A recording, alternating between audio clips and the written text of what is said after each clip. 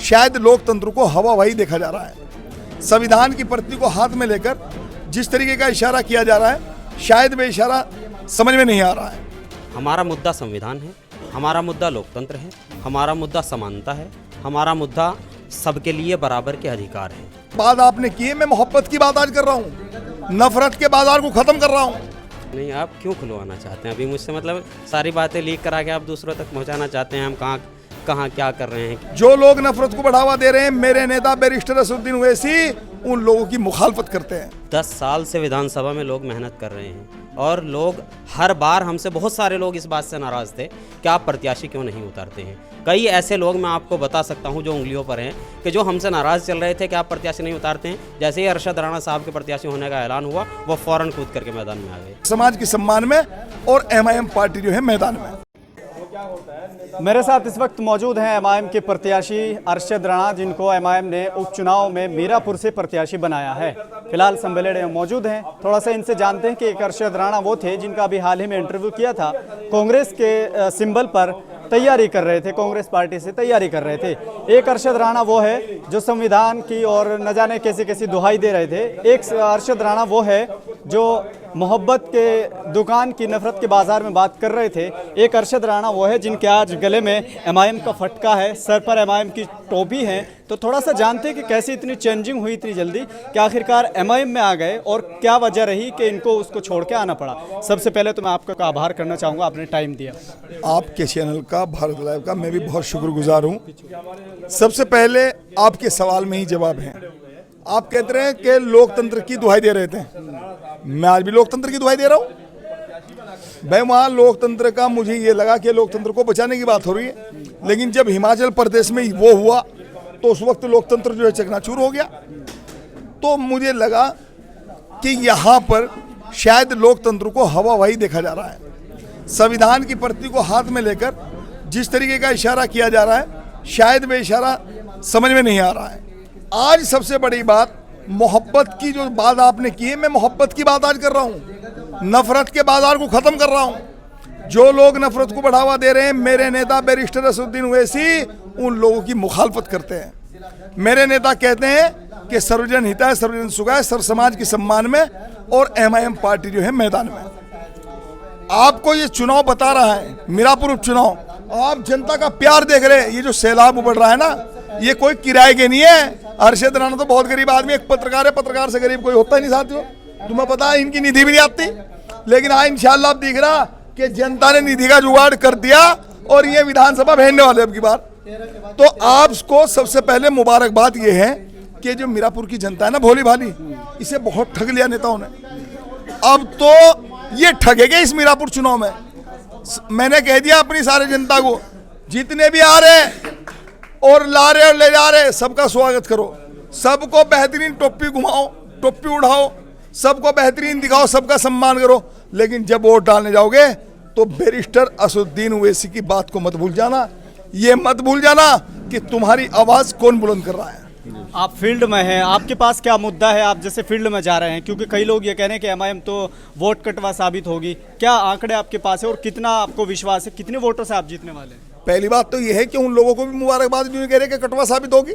कम से कम हम इस दायरे में तो खड़े हुए कि हम काट सकते हैं दूसरे को। भाई अब तक तो हम ही कट रहे थे। अगर MIM पार्टी काटने लायक बन गई तो बहुत बड़ी मजबूत बात है।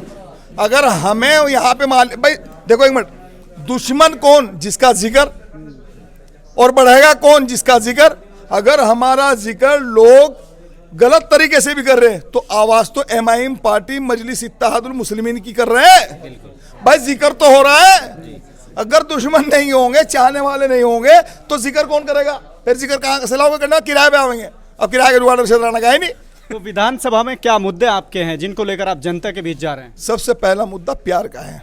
प्यार करता हूं मैं जनता से और जनता मेरे से प्यार करती है, और जनता की रोटी खाता हूं। और घर वाली को ये कह दिया, मैं का विधायक बनते सार तेरा चूल्हा फिरी, मीरापुर क्षेत्र में रोटी खानी और मीरापुर क्षेत्र में ही रहना।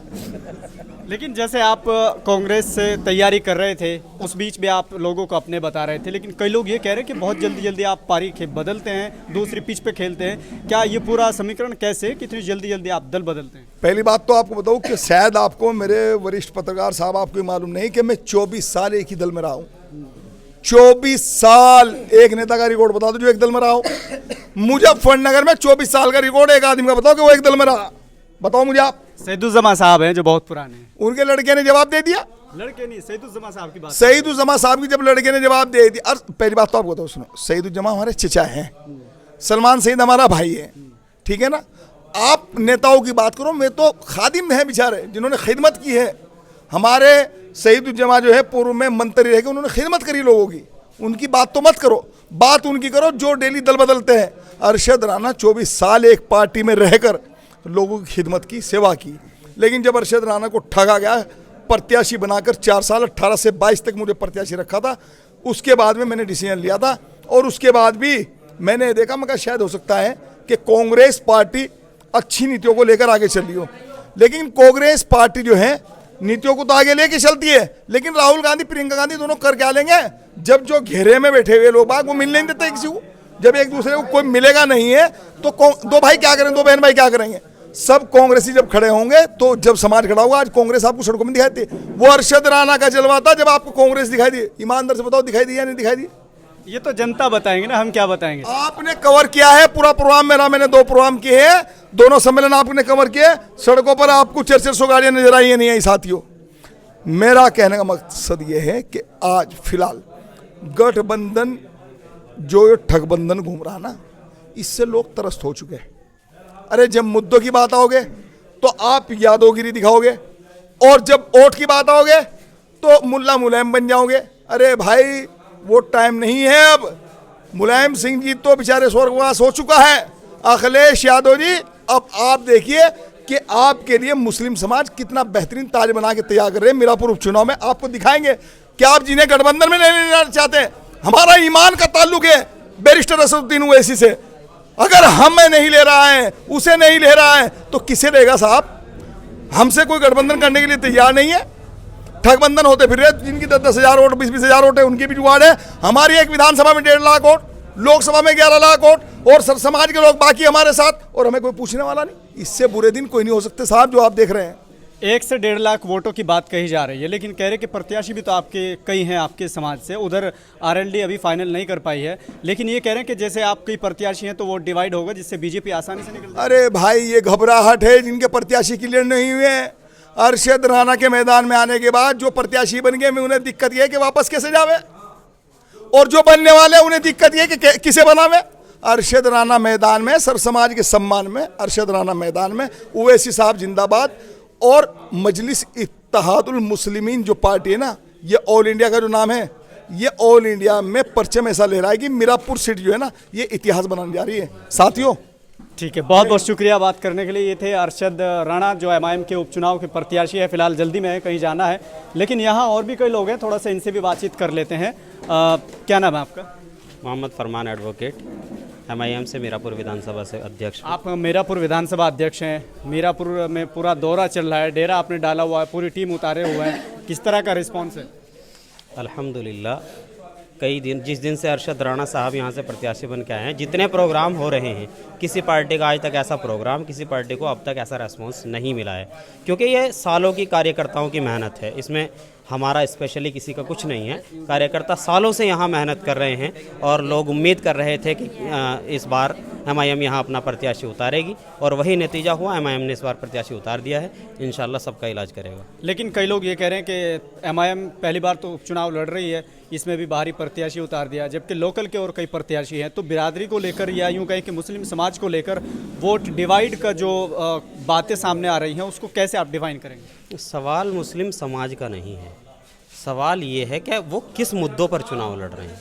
हमारा मुद्दा संविधान है, हमारा मुद्दा लोकतंत्र है, हमारा मुद्दा समानता है, हमारा मुद्दा सबके लिए बराबर के अधिकार हैं, जिनके ऊपर हम चुनाव लड़ रहे हैं, और उसी की बुनियाद पर हमें तमाम वर्गों का वोट हासिल हो रहा है। प्रत्याशी तो आपके चले गए हैं, लेकिन मैं आपसे पूछना चाहता हूँ, कितने वोटों से जीतने की संभावना आपको है? कितने वोटों से?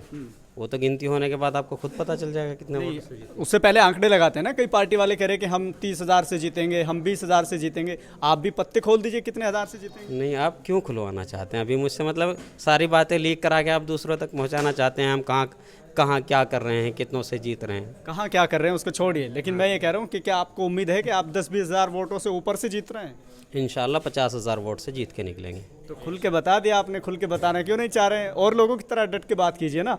तो यहाँ पर आपने कहा संविधान का मुद्दा है, लेकिन उसको कैसे करेंगे? लोग कह रहे हैं कि ओवैसी तो भड़काते हैं। अभी हम कुछ लोगों से बातचीत कर रहे थे, वो कह रहे हैं कि ओवैसी साहब तो बहुत भड़काते हैं, वो तो भड़काऊ भाषण देते हैं, इस तरह की बातें करते हैं, वोट कटवा साबित होगा। कैसे डिफाइन कर रहे हैं? जैसे लोग आपसे भी कहते होंगे कि आप बीजेपी के लिए काम कर रहे हैं। केंद्र में भाजपा की सरकार है और बहुत सारे राज्यों में भाजपा की सरकार है। बैरिस्टर असदुद्दीन ओवैसी पर एक मुकदमा भड़काऊ भाषण का नहीं है।